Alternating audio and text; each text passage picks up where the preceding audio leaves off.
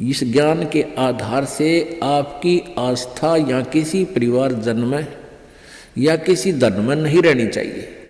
जब आप यहाँ से चलन के योग्य होगे और ये रह रहकर आपकी परीक्षाएं भी होंगी, आपके ऊपर कोई ऐसी आपत्ति ऐसा आएगा सच में, फिर आप देखेंगे कि मेरी वृत्ति बेटे में है कि बेटी में, पोते में है कि या पोती में, कोठी में या कार में। आप जी ने अपने उस जाल को स्वयं काटने की चेष्टा करनी है कि तो जुल्म हो गया, मेरा तो इसमें आस्था है।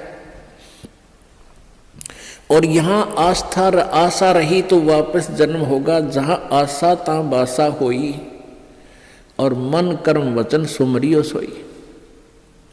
आपकी यहाँ किसी भी चीज में आशा रहेगी, आस्था रहेगी, तो वापस आप जी को आना पड़ेगा। इसी यहीं पर मनमाने यहाँ फिर बैल बनकर आ जा, और यहाँ आशा नहीं रही तो फिर हमने आशा कब ना रहेगी। ये ज्ञान आधार बनाओगे, भक्ति घनी करोगे, दान धर्म खूब करोगे, उस भक्ति की शक्ति से भी आपके कुछ बंधन ऑटोमेटिकली कट जाएंगे। इतना दबाव बनेगा उसका, आपके मन में वो आना नहीं देगा, और परमात्मा कोई ऐसी व्यवस्था आपकी बना देगा। और जो भक्ति नहीं करते तो फिर हमने यहाँ से तो जाना ही जाना है, भक्ति कर रहे हैं जो, उनके मन में ये आ जाना चाहिए कि फिर जन्म हो गया तो फिर यह दुर्गति शुरू। मनुष्य जन्म भी हो गया तो मनुष्य जीवन में क्या सुख पाया अपना। आज हम 60 साल के हो गए, हमें पता है क्या मिला इस जीवन में और क्या हमारा था और क्या पराया था। तो इस ज्ञान के आधार से निर्णय हो जाएगा कि अगर फिर जन्म हो गया, फिर वो प्रोसीजर, बेटा ना हुए तो दुखी, हो गए तो महा दुखी, क्योंकि फिर उनके पालन में पोषण में कोई एकाधे की मृत्यु हो जाए काल, तो फिर रोजाना करे काम, तो रो रो कर टक्कर मारेंगे, वह दुर्गति न्यारी। तो इन सब बातों को ध्यान रख के तो सच्ची श्रद्धा बना ले कि तो मरना पड़ेगा, पर इसी जगह चला फिर मरना ना पड़े, यहां से तो जाना पड़ेगा। तो इसलिए ये तो अपना है ही नहीं, चाहे बेटा है चाहे बेटी है, मोह है या ना है। तो अपने परिवार में आप जी ने ऐसे रहना पड़ेगा जैसे एक गाड़ी, रेलगाड़ी का कंपार्टमेंट होता है और उसमें आप सफर कर रहे हो, जिसका जहां स्टेशन आ जाएगा ऑटोमेटिकली उतर जाएगा। किसी का 2 घंटे का है, किसी का 10 घंटे का सफर है, किसी का 24 घंटे का है वो। तो ऐसे ही आप जी इसको ऐसा समझ कर रहोगे जैसे रेस्टोरेंट होते हैं, होटल में जाकर डट गए, तो वहाँ सारी सुविधाएं होते हुए भी आपको पता है कि ये मेरी नहीं है, उनका प्रयोग भी करना है। उनमें मेज कुर्सी पलंग टीवी वहाँ पर है, उनका पंखा कूलर एसी फ्रिज, उनका प्रयोग भी करना है, लेकिन अंडरस्टूड होता है कि मेरी को ना, ये तो धनी की है। तो ऐसे ही ये सारा रेस्टोरेंट, ये होटल, ये काल का है, और हमने किराए पर अपनी पूंजी जमा करा का यहाँ, तो ये कुछ समय का रहने का यहाँ पर मिला हुआ है, और ये व्यवस्था बता दी, इस खेती में बना रखा, ये मजदूरी कर, ये ऐसे खा ले, ये या छोड़ रखा है। लेकिन ये अपनी नहीं, हम यहाँ होटल में कुछ दिनों के लिए सटे करे हुए। यदि ऐसी आस्था आपकी बन जाएगी तो फिर कोई पल्ला नहीं पकड़ेगा आपका, कोई बाधा नहीं बनेगी। अन्यथा जो भक्ति नहीं करते हैं उनकी कैसी वृत्ति होती है। अब जैसे कोई पिछले जन्म में भी कोई भक्त भक्ति करता था और वो पार ना होया, आप जी हो, परमात्मा चाहते हैं कि तुम सभी पार हो जाओ, बहुत अच्छी बात है, क्योंकि पार होने के लिए तो ये सारा खेल हो रहा है आपको पार करने के लिए। अब विद्यालय में बच्चे फेल भी होते हैं और पास भी अधिकतर ही होते हैं, और कुछ एक फेल भी हो जाते हैं, तो वो फेल हुए हुए गणे दुखी होया करें। तो ऐसे ही एक व्यक्ति किसी जन्म में कोई प्राणी, कोई आत्मा परमात्मा से विमुख हो गया, भक्ति ना करी, छोड़ गया, तो उनको फिर लेता है भगवान शरण में। एक किसान के घर जन्म हो गया उस पुण्यात्मा का,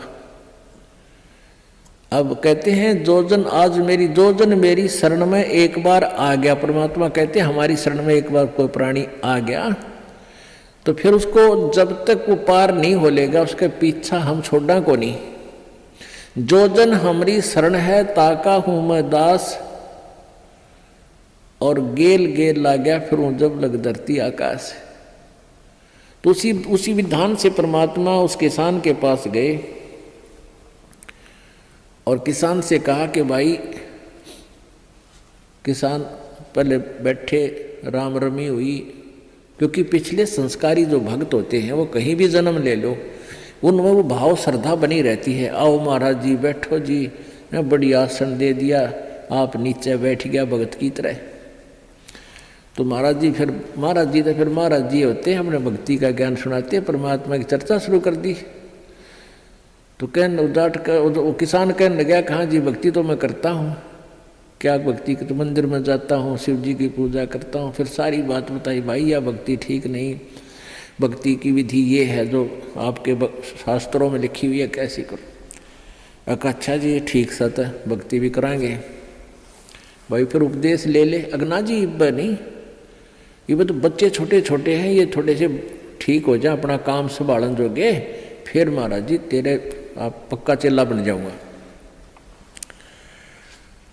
लाख समझाने पर भी नहीं माना, यही कहता रहा। परमात्मा चले गए।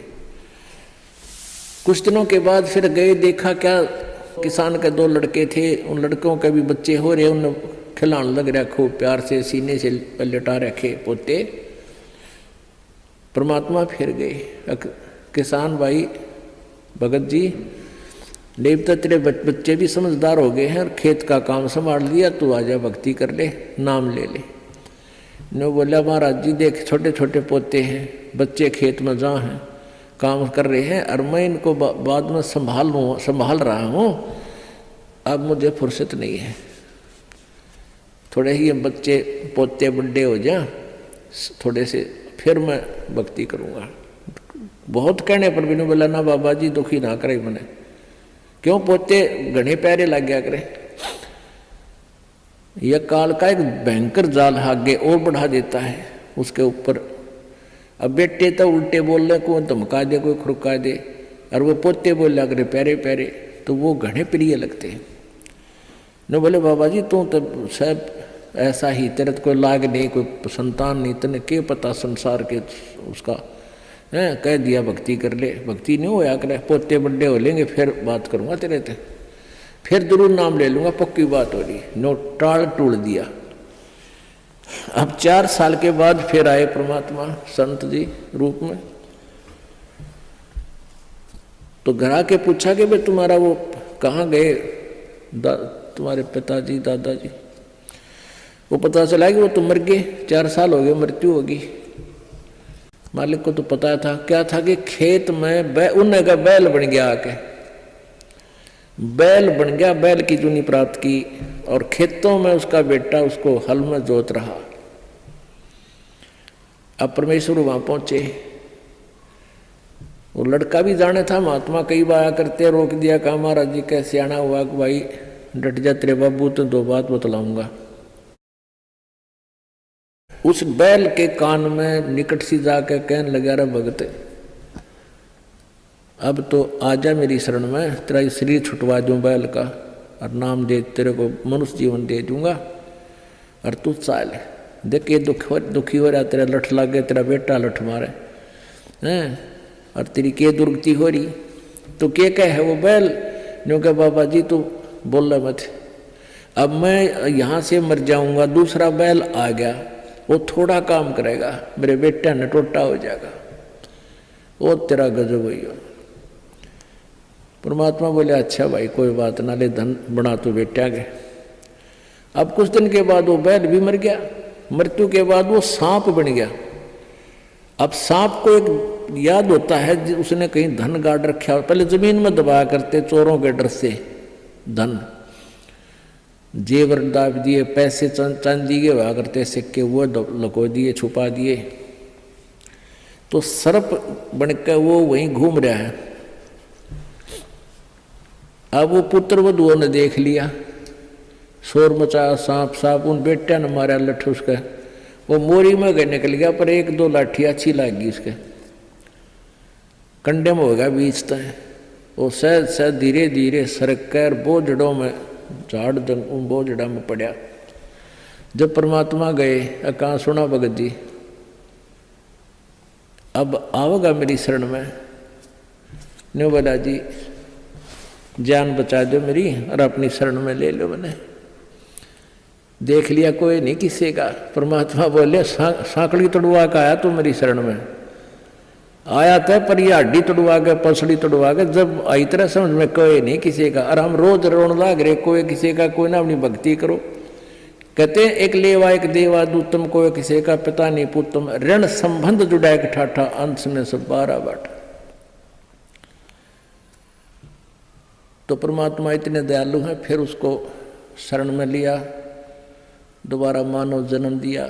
आगे देखो सूतमा होगा कि ना, फिर वह बीमारी शुरू कर ले मन माने। तो ऐसे दयालु है परमात्मा, पुण्यात्माओं, ये मनुष्य जीवन बार बार नहीं मिलता और ये ज्ञान नहीं मिलता।